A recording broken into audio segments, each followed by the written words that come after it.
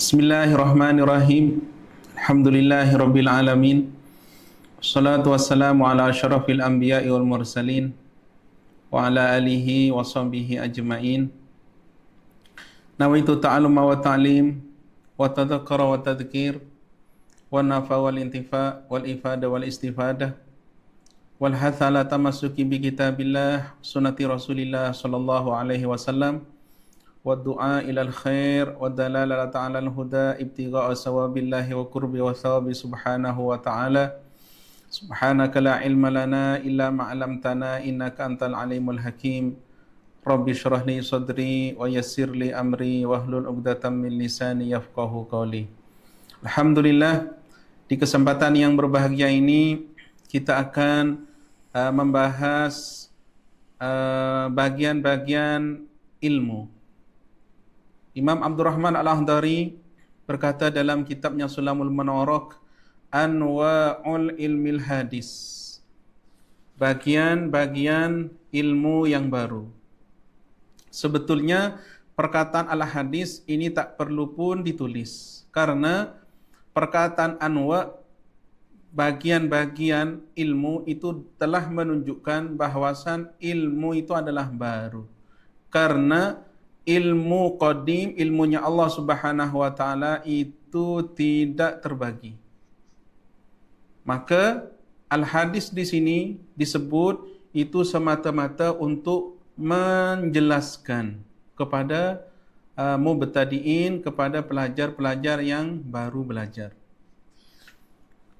Di sini Imam Abdurrahman Al-Akhdari mengatakan, berkata dalam Sulamul Munawwarah, idraku mufradin tasawuran ulim wa darku nisbatin bitasdikin usim.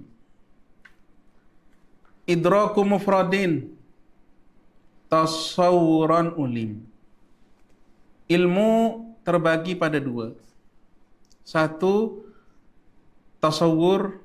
Dua, tasdik. Sebelum kita masuk kepada tasawur dan tasdik, kita kena mengetahui dulu ilmu itu apa. Di sini ulama berbeda di dalam mentakrifkan ilmu. Ada yang mengatakan ilmu itu adalah ma'rifatul maklum, mengetahui benda yang dapat diketahui. Ada yang mengatakan al-ilmu mutlaqul idrak.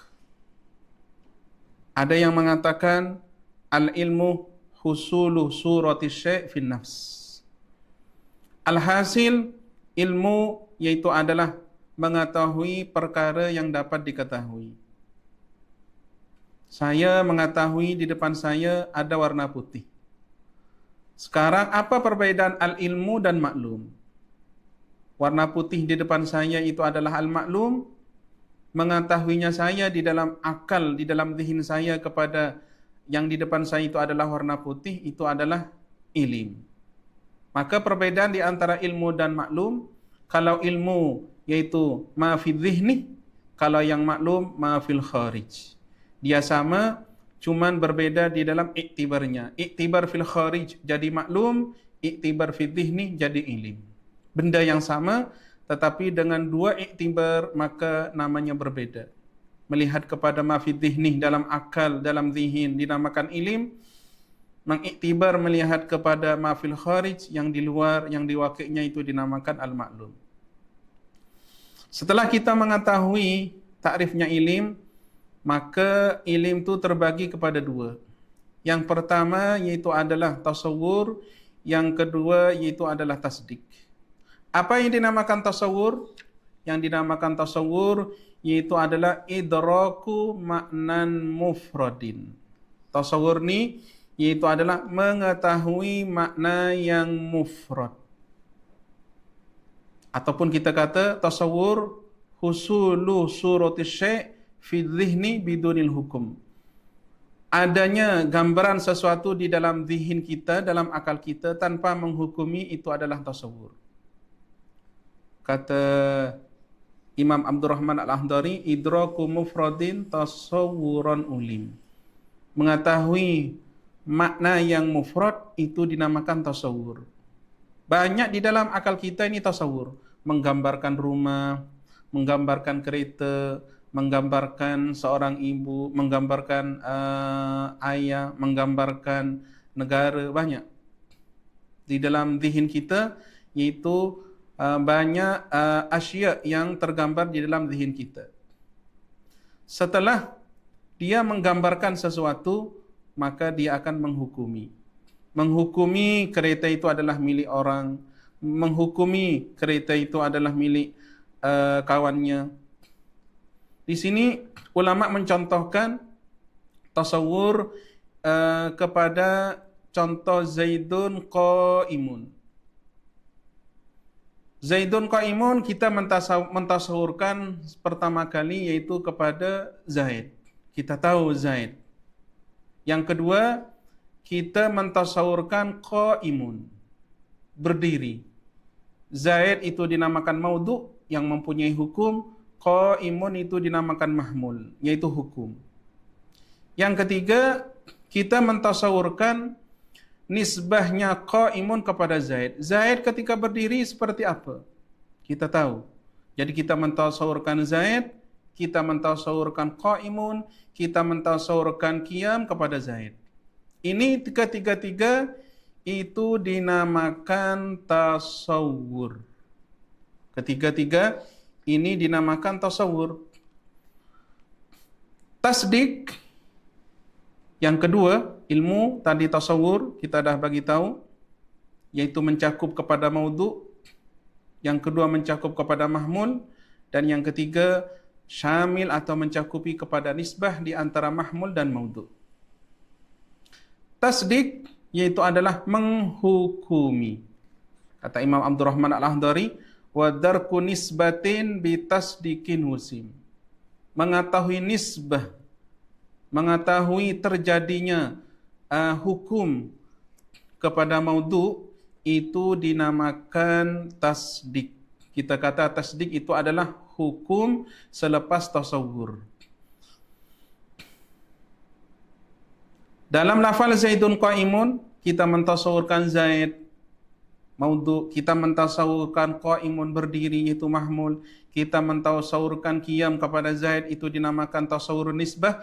Yang terakhir yaitu mentasawurkan wuqu'un nisbah, terjadi betul fil kharij. Memang betul Zaid di kharij, di wakilnya berdiri. Ketika kita menghukumi bahawasan Zaid adalah berdiri di wakilnya, di kharijnya, maka itu dinamakan tasdik. Di sini ada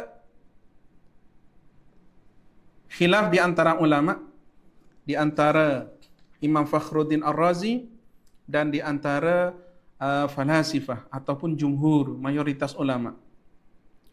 Menurut jumhur ataupun menurut falasifah mengatakan bahwasan tasdik ini adalah basit, tunggal. Tasdik itu adalah basit ataupun tunggal, sedangkan tasawur itu adalah syarat bagi tasdik. Maka tidak mungkin seseorang menghukumi melainkan sebelumnya telah mentasawurkannya. Kita tidak akan dapat menghukumi sesuatu apabila kita tidak mentasawurkan sesuatu tadi. Ulama mengatakan al-hukmu ala syai' far'un an tasawwurihi. Kita apabila menghukumi sesuatu, kita kena mentasawurkannya. Maknanya tasdik yaitu adalah basit ataupun tunggal ataupun hukum, sedangkan tasawur itu adalah syarat bagi tasdik. Adapun pendapatnya Imam Fakhruddin Ar-Razi, tasdik yaitu adalah murakkab. Tasdik bukan basit, bukan tunggal, tetapi tasdik itu adalah murakkab. Ini pendapat Imam Fakhruddin Ar-Razi. Maknanya tasdik ini adalah himpunan daripada semua.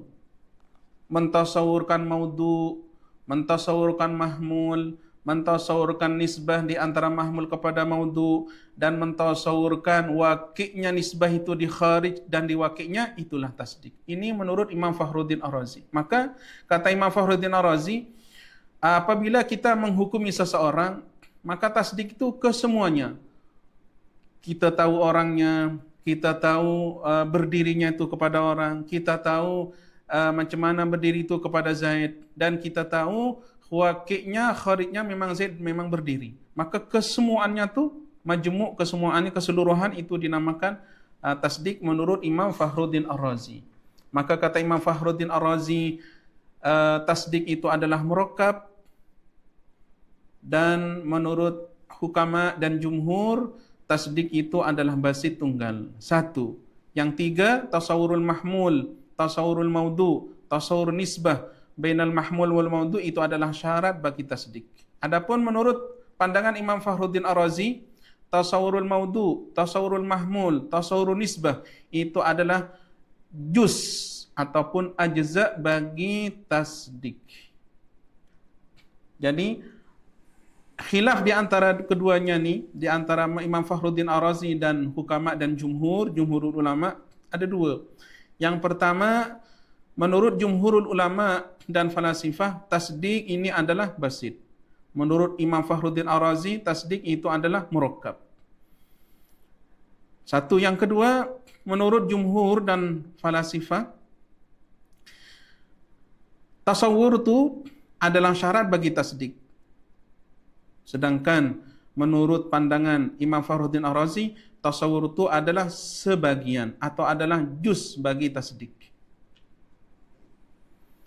Maka kata ulama, apabila kita menggambarkan seseorang, kita mentasawurkan di depan kita ada Zaid, dan Zaid itu menulis, dan kita tahu bahwa macam mana Zaid itu ketika menulis, dan waqi'nya memang Zaid itu di dalam kharijnya menulis. Maka kata Imam Fakhruddin Ar-Razi, kesemuanya itu adalah tasdik. Tetapi menurut hukama dan menurut jumhur, tasdik itu ketika kita menghukumi tahu di dalam waqi'nya Zaid yaitu adalah menulis. Setelah kita mengetahui tentang tasawur, tentang tasdik, maka apa yang perlu kita pelajari dahulu? Tasawur ke ataupun tasdik? Kata Imam Abdurrahman Al-Akhdari, wa qadimil awwala indal wad'i li'annahu muqaddamun bitab'i. Dahulukanlah ketika belajar, menulis, mengajar kepada orang, dahulukan tasawur dulu. Li'annahu muqaddamun bitab'i, karena tasawur itu sebelum adanya tasdik secara tabi'ah. Tidak mungkin seseorang dapat menghukumi melainkan orang itu telah mentasawurkan sesuatu. Dan tasawur tasdik terbagi kepada dua. Ada tasawur daruri, ada tasawur nadari. Begitu juga ada tasdik daruri, ada tasdik nadari. Kata Imam Abdurrahman Al-Akhdari, wan nadari mahtaja lit ta'ammuli wa aksuhu huwa daruriyul jali. Apa yang dinamakan tasawur nadari ataupun yang dinamakan tasdik nadari, yaitu tasawur ataupun tasdik yang memerlukan kepada ta'ammul, kepada berfikir. Sedangkan tasawur daruri ataupun tasdik daruri yaitu ma la yahtaju ila ta'ammul. Tasawur ataupun tasdik yang tak perlu kepada pemikiran, tak perlu kepada berfikir. Contoh seperti mana? Contoh tasawur daruri, tasawur yang tak perlu berfikir. Al-wahidu nisful ithnain. Satu itu adalah separuh dua. Satu separuh daripada dua. Semua orang tak perlu berfikir. Tetapi apabila tasawur nadari, al-wahidu nisfu sudusil isnai asyarah. Satu separuh daripada seperenamnya 12. Ini perlu berfikir. 12 dibagi 6, 2. Separuh 2 itu adalah 1. Kena berfikir. Itu yang dinamakan tasawur nadari. Begitu juga tasdik. Tasdikud daruri, ulama mencontohkan seperti al-wahidu nisful isnain, waqi'nya, kharijnya, satu itu adalah separuh daripada dua. Semua orang tahu tanpa berfikir. Kalau ada orang memberi kabar kepada kita, satu separuh dua, kita tasdik. secara spontan. Kita memang tak perlu berfikir. Tetapi apabila orang mengkhabarkan kepada kita bahawasan dikata satu tu adalah separuh daripada seperenamnya 12. Ini baru kita akan berfikir. Maknanya 12 akan dibagi 6, berarti 2. 2 bagi lagi separuhnya 2 berarti 1. Ini perlu berfikir. Maka disinilah ulama membagikan tasawur nadari, tasawur daruri, tasdik nadari, tasdik daruri, nadari yang perlu berfikir, sedangkan daruri yang sangat jelas tak perlu berfikir. Maknanya ilmu mantik itu hanya membahas 2 bagian saja, 2 pembahasan, pembahasan tasawur dan pembahasan tasdik. Ini ada kismu tasawur, ada kismu tasdik. Wa ma bihi ila tasawurin wusil yud'a biqaulin syarihin faltabatahil. Tasawur kita dah tahu, yaitu akhdus surah fi dhihni bil bidunil hukum, menggambarkan sesuatu tanpa ada hukum. Cuman sekarang ketika kita nak sampaikan sesuatu kepada orang lain, ini tasawur. Saya ada tasawur dalam zihin saya kereta. Dalam zihin ada kereta. Suratus sayyar ada di dalam zihin. Sekarang maklumat yang ada di dalam zihin, di dalam akal untuk disampaikan kepada orang lain itu memerlukan takrif, memerlukan qaulun syarih. Itu yang dikatakan ulama, tasawur ni ada maqasid, ada mabadi. Maqasid tasawur yaitu adalah qaulun syarih ataupun takrif. Setiap seseorang untuk menyampaikan maklumat kepada orang lain, maka dia kena menggunakan takrif, definisi, qaulun syarih, mu'arrif. Dan mu'arrif ataupun takrif itu ada mabadiknya, permulaannya, komposisinya, daripada mana takrif itu terdiri. Ulama mengatakan takrif itu terdiri daripada kulliyatul khams. Maka ilmu mantik yang terbagi kepada 2. Yang pertama itu adalah bagian tasawur, yang kedua bagian tasdik. Yang tasawur ada maqasid, ada mabadi. Maqasid tasawur itu adalah qaulun syarih ataupun mu'arrif ataupun ta'rif, untuk nak sampaikan tasawur itu pada orang lain. Tasawur atau ta'rif itu sendiri terdiri daripada bahan-bahan, daripada mawad, yaitu dinamakan kulliyatul khams, dinamakan mabadi. Mabadi bagi tasawur, yaitu jenis, ada fasal, ada nau', ada aradun am, ada aradun khas. Wa ma bihi ila tasawurin wusil yud'a biqaulin syarihin faltabtahil. Kata Imam Abdurrahman Al-Akhdari, sesuatu yang dapat menyampaikan maklumat daripada akal atau daripada zihin kepada orang lain, itu kena ada takrif, definisi, qaulun syarih, untuk menyampaikan maklumat kepada orang lain. Yang mana takrif di sini terdiri daripada kulliyatul khams, jenis, fasal, nau', aradun am dan aradun khas. Wa ma litasdiqin bihi tusila bihujjatin yu'rafu indal uqala. Wa ma litasdiqin bihi tusila bihujjatin yu'rafu indal uqala. Sekarang ada pembagian yang kedua dalam ilmu mantik, yaitu adalah bagian tasdik. Tasdik ini adalah menghukumi ke atas sesuatu setelah tergambar adanya sesuatu itu di dalam zihin, di dalam akal. Macam mana kita dapat menghukumi sesuatu itu? Ada maqasidnya, ada mabadiknya. Hukum yang akan disampaikan kepada orang lain itu supaya orang tu menerima hukum yang kita sampaikan tu ada maqasidnya. Dengan apa? Yaitu dengan qiyas. Dengan qiyas, menyusun 2 muqaddimah surah, muqaddimah kubra. Setelah tersusun, baru nanti akan ada natijah, yaitu adalah hukum, yang mana hukum ni akan diterima oleh seseorang dengan yakin.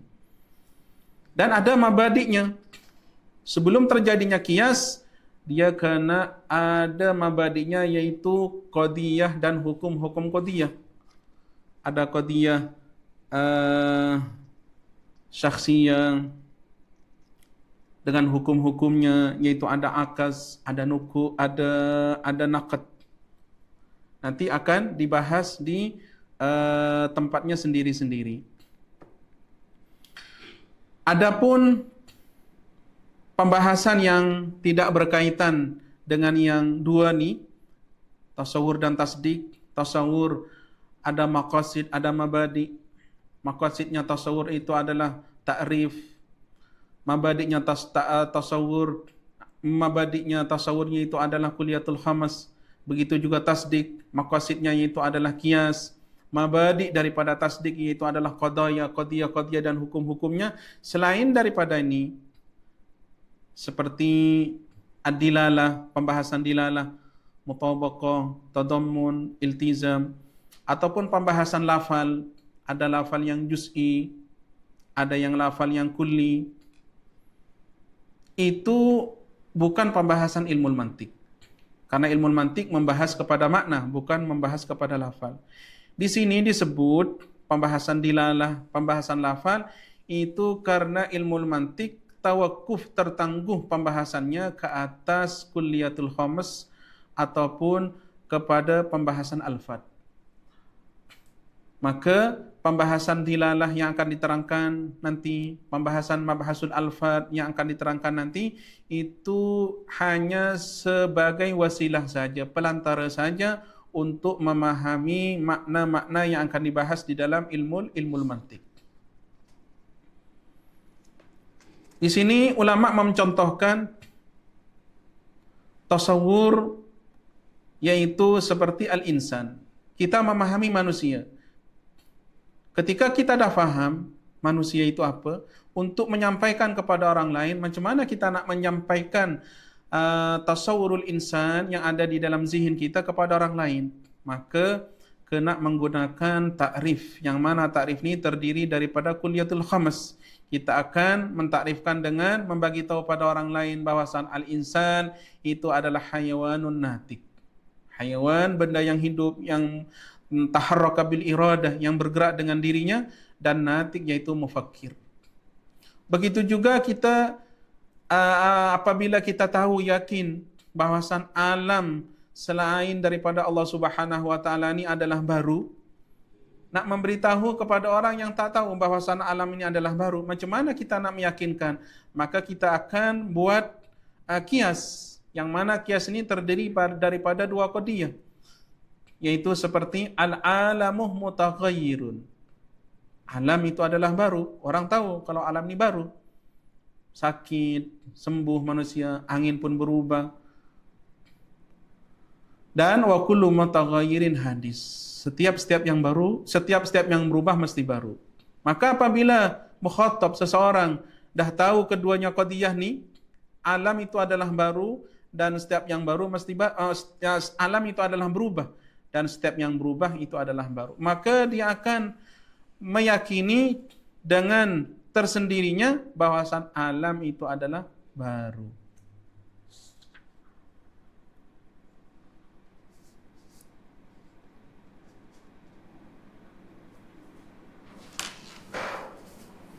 Sekian, terima kasih banyak. Kita akan berjumpa lagi. Wabillahi taufiq wal hidayah. Assalamualaikum warahmatullahi taala wabarakatuh.